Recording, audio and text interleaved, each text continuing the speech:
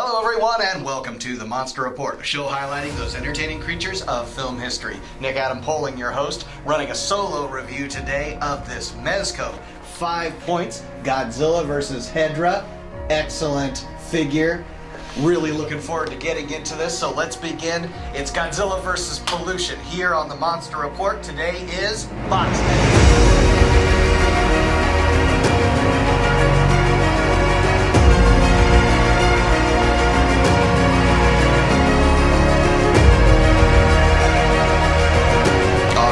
Thank you for joining us here on Box Day. Like, subscribe, all those great things. Check us out on Twitter, Facebook, and Instagram, and follow everything that we have here on the Monster Report. Of course, we want your subscription because we are getting close to that 100,000 subscriber mark, and so you're going to put us over the top. Thank you so much for your support of the Monster Report. Check the link in the description for merch and all kinds of great things that we've got going on here. So let's get into this figure. Let's take a look at the box before we get it opened up. I love that box art. It is fantastic.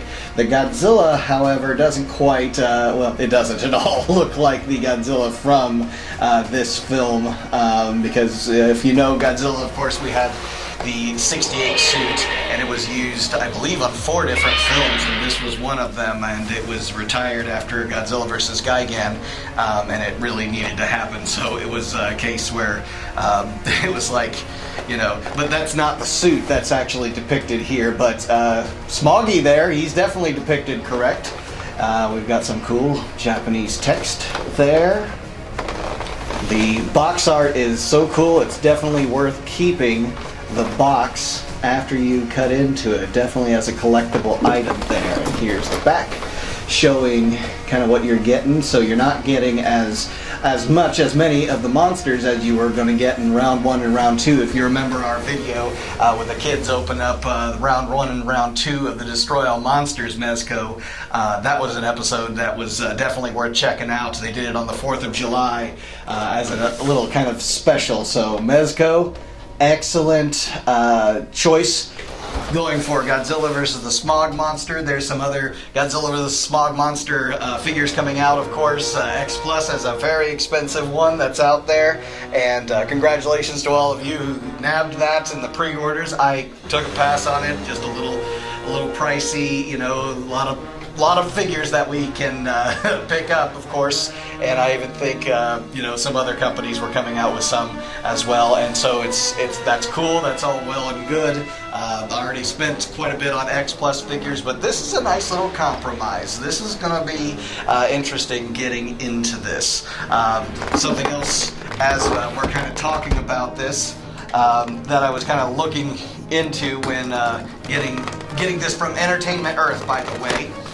Entertainment Earth, thank you so much. It took a little while for them to get it shipped out, but you know, one of the things that kind of sent me over the edge was that somebody actually did have a coupon code online, so that was that kind of made it worth it for me. But the other thing I was kind of taken by was the fact that you actually do get some of the buildings in there, and it makes almost a play set as well as a great collection, you know, for the great figures for the collection. First thing that pops out as you open up the clamshell there is, I can only assume, is like a, you know, piece of the Smog Monster, or, you know, something. I don't know. I know that Godzilla has a covered eye in this. Actually, this might be where the Smoggy takes damage. Don't know how well that's going to show up, but we'll see. Yeah, Smoggy takes some damage, and his eye gets kind of gets crusty, and that's probably what that covering is. And let's see, we can't get these out of here without them rolling all over the place. We have the 2, as it says on the back of the of the box there, poison orbs, and you remember when Godzilla reaches into Hedorah there when he's down and pulls these out and turns them into just a crumbling mess of dust in his hands. It was a interesting scene. But of course, if you know what the movie is like and all that, is that you assume that maybe he pulled Smoggy's eyes out. And as we're, kind of watching it, you notice that Hedra still does have his eyes after he flies away after that scene. And so clearly these are not his eyes, but we'll call them poison orbs. Let's just go with that, right? This is a family-friendly program. And I'll say this, even looking on the IMDb page, apparently there is a story that they were supposed to be his eyes, but yet part of the budget, I guess, from director Yoshimitsu Banno, was that they just could not get these white orbs to look like eyes. That may have been an exaggerated story. Don't know. Let's let the historians take that on, as it were. It's not X Plus, so we've got fully assembled figures here, but it's already looking really good. Smoggy here. I'm going to call him Smoggy because I just like, if you hear the version that I grew up with, the AIP or Tetra dub of it, they call him Hedra. And it's like, Hedra, it's not really his name. They call him Hedra. They come out of the mud. That's why I call them Hedras. And that's not correct, because every time I hear Hedra, I think Ghidra. And it's like, it's actually Hedra, or Hedora. I call him Smoggy. He's there saying, hey, what's up, Smoggy? And he's looking great. I love the color. I love just the overall look of him. And already, we've got, if there is articulation to it, I'm about to find out. He definitely has articulation in his Smoggy arms, but just right out of the package, this arm is really solidly on there. I don't want to really break it loose, but we did. We broke the one arm loose there, so his arm is moving up and down. There's not much movement to it, just because of how this this figure is laid out. So yeah, you definitely, be cautious out there, G-fans, to not break the arms. The first thing is to just get a little pressure and just rank up that pressure just as you can to get his arms broken loose. Don't try to force it. Too much, I should say. Don't try to muscle it, but you can get him in that kind of pose. It looks as if, there's just a little bit of head movement there. Very cool. And it looks like the legs should move, but I don't know. It's kind of like an apron kind of style over his legs, indicating that maybe they actually move just slightly, but honestly, there's really no reason to move his legs. They're pretty much just, slops of sludge that fall down so he can stand up, and he stands up excellently.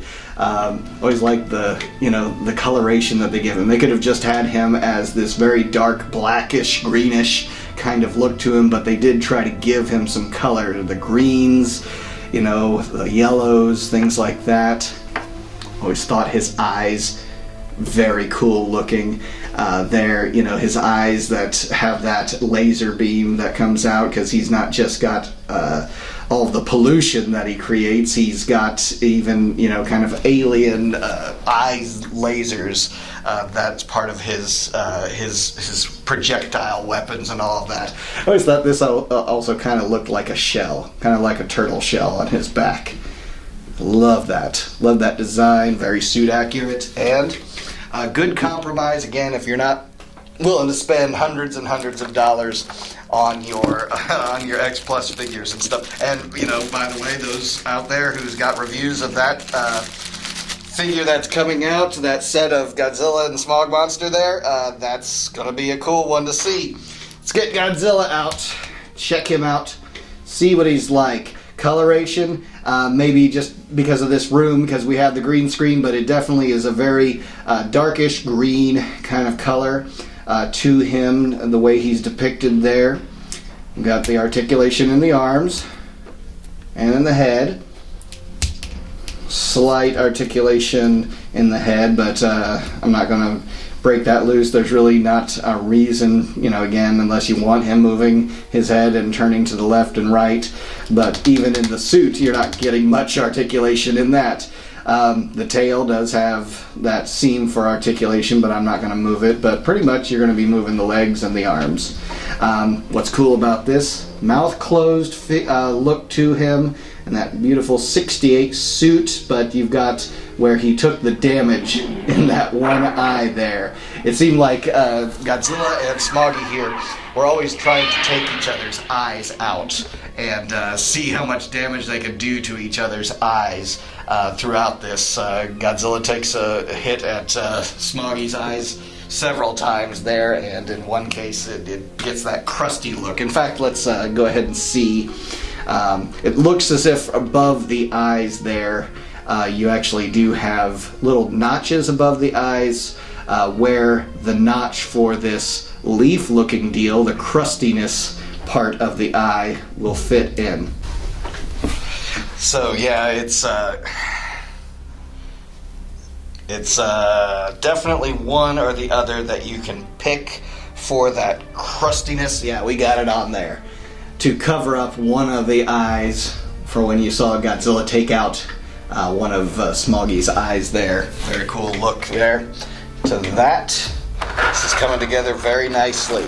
We have Hedra in his flying saucer sort of form. If you remember the film, he had 3 different forms. And he could transform between this flying form and the stand-up kind of form at will, back and forth.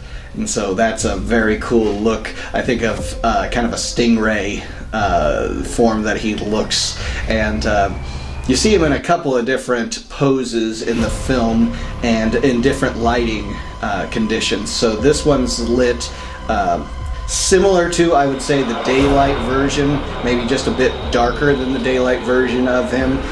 But when you do see him in the night scenes, he shows up pretty well, but it's still a bit on that kind of dark side. But he's well lit in the film regardless. You do get to see him depicted very well.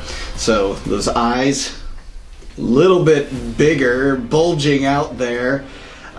So cool, look to him. And I'm sure based on the fact that, there's a hole in the bottom of this, that you've got to stand. Also, one of the things that this always reminds me of is those trilobites. You remember from Godzilla, the original King of the Monsters, or 1954 Gojira, trilobites were a part of that film, and seeing that, Godzilla being prehistoric, in a sense, might have had them under his footprint or whatever, so evidence of his dinosaur kind of past. So let's keep getting into what else this kit has to offer. This is just like kind of Christmas. There's just so much cool things that this kit offers you. It's you're not just getting into the actual figures. You have all these accessories to set them up on a shelf. To just really look cool, and it looks like you get 3 stands so that you can set all 3 of these figures up very well, and looking cool in a diorama, however it is you want to set him up. Let's see if I can't get Godzilla just on his stand, ready to go. It's kind of unnecessary for Godzilla and Hedra to be on a stand, but we'll put them on there anyways, and they'll match the round 1 and round 2 of the Destroy All Monsters. And yep, Smoggy there has holes in his feet, set up a stand, very rigid there once he gets on the stand. And of course you can pivot him around however you want to set them up. Look cool, look imposing, set up kind of like what that poster might look like. And we'll get into some of the, what we've got here. Let's go ahead and get the flying form here. Whoop, about lost the eyeballs, or the, let me look at this again.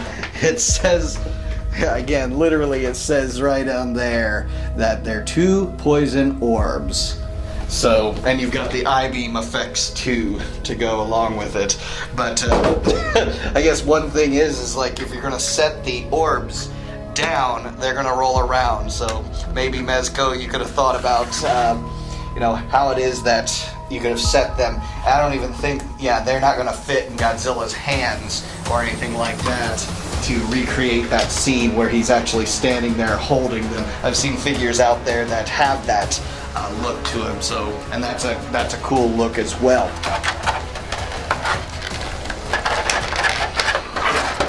Interesting, you know, when you think about Godzilla vs. the Smog Monster, a lot of stories about Tomoyuki Tanaka when he saw Smog Monster for the first time and the film and its completion. There's stories that he said that, you know, you ruined Godzilla, he was very upset with it. I've heard that that story may have been a bit exaggerated, that it just wasn't maybe his idea, but, you know, they're gonna have some bizarre ones. As many films as Godzilla has been in, there's gonna be some bizarre ones out there. You know, what can you say? Got that laser beam, and I'd imagine that you can actually use that little divot, that little space above his eye to get the laser beam pushed in there, and of course you can leave the other eye as a closed form so we can set him up. I'm just going to forget about the stand right now, so that you can set him up so he's actually firing at Godzilla there. And so you can kind of see how you can set up a really cool diorama. That was always, you know, a cool aspect of Hedra there, is that laser beam. I mean, he had all kinds of different powers that were featured in it. One of the coolest scenes, of course, was during the daylight when you did see Smoggy out and about. They assumed actually that he never came out during the daylight, and they were wrong about that. That he was able to at a certain point when the you know, the Kenyano, the boy character, was riding the roller coaster and all, and then, you know, Smoggy came out during the daytime, and there he was, scaring, you know, the heck out of everyone, and also blowing up industrial buildings and things like that. So you've got your industry with the pollution that's going out, and Smoggy, of course, was there to to suck up the pollution, because that's what he lived on. So very cool that they had these kinds of things, even tanks and, you know, just an industrial building like that. And if you're remembering, of course, the music to this, also very bizarre, kind of slow-moving music with that wah, wah, wah kind of thing going on, and kind of awkward fights at times. But, you know, that just adds to what we love about Godzilla, and, you know, the kind of children's kind of aspect of this film, and that's why it's so beloved among fans, and even fans who may not have liked it on the first viewing. They may have liked it on subsequent viewings as you kind of grew and it grew on you. It's one of my favorites. It's definitely one of my favorites to watch when I'm home actually sick. I don't know why. It just always seems like this is one of the films that I bust out when I'm not feeling well. And it just makes me feel better. I don't know why. It just always seemed like that. But gonna say this was definitely well worth it. Thank you so much, Entertainment Earth. And all those other vendors out there who carry this. This is a cool set. I'm very satisfied with it. All things about it. Maybe not so much in the stands. They're not maybe working as well. They're kind of stiff and rigid at times, but very cool regardless. Little bit of quality control, things like that on the tail there. You see that it's like there's almost either paint spillage or glue or whatever there happening on the tail. You know, I could deal without any of that in the Godzilla. I would say Godzilla probably needs to be depicted more in a darker charcoal color. You know, that's just minor things. Dorsal fins look really great there. Definitely depicts that suit very well. I do like that his tail is not dragging. It's not low. You can stand him up in a way to make it set down closer to the ground, but I actually like that he's kind of more in an action pose and that tail is up in the air. Smoggy here, maybe just some small quality control issues when you have, and it might not show up too well on camera. There's just places where the paint is a bit glossier than other places. You can kind of see some shine on it. Those are just paint imperfections, not a big deal. Some of the lines, the red lines that are on his head here, do seem kind of just tacked on there at times, and not, again, that's nitpicky. It's not such a big deal.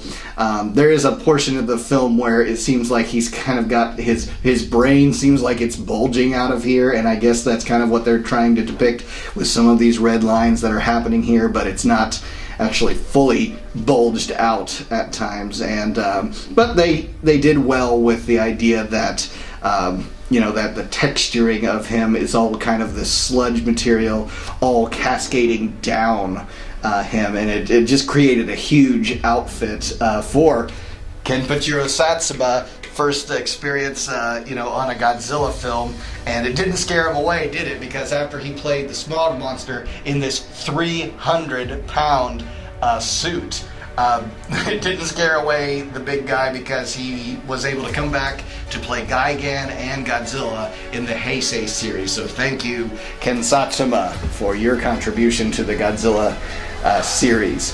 Smoggy in the flying form, always looking cool there. And just makes for a really great diorama. I think the eyes are just really what makes these figures stand out as well as they do. Eyes are a big part of this movie, as it were, and it's all about taking out the eyes. I guess there's just something about that screams anti-pollution. And so, but these are going to look really great on the shelf when we get them home. And thank you so much for joining me for another episode of Box Day. I definitely recommend the Mezco 5 Points Godzilla vs. Hedorah set. It's definitely well worth the money. It's not a lot, and I'm not sure how rare it's going to be, because we're really early here in the process of the ordering and pre-ordering and things like that. They're starting to arrive, so hopefully you got yours.